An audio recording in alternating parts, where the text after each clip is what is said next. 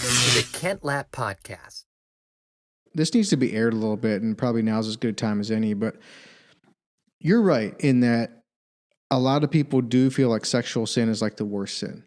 And it's the most shameful and that type of thing.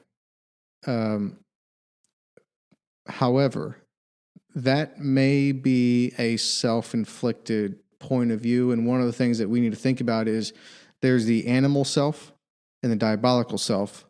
I don't know where this originated from, but it's something I read recently. Mm-hmm. I think it might have been in that C.S. Lewis book once again. But the animal self, things like sexual sin. I mean, I don't know what else we could lump in there. Gluttony, drunkenness, a whole lot of other things. And then a diabolical self, which is pride,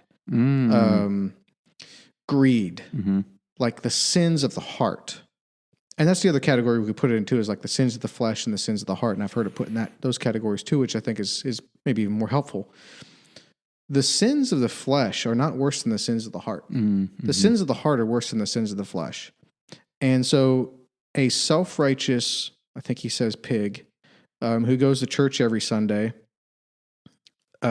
is worse off than the prostitute, although it's better to be neither. Right. That's a great way to put it. Yeah. So pride is just, dude, like I could see what you're saying. I don't disagree with it at all. I just think probably most of the people listening to this podcast are probably like, yeah, sexual sin. Yeah, that's one of the worst, most shameful. It's one of the worst sins. No, dude, it's not. Yeah. Pride's worse.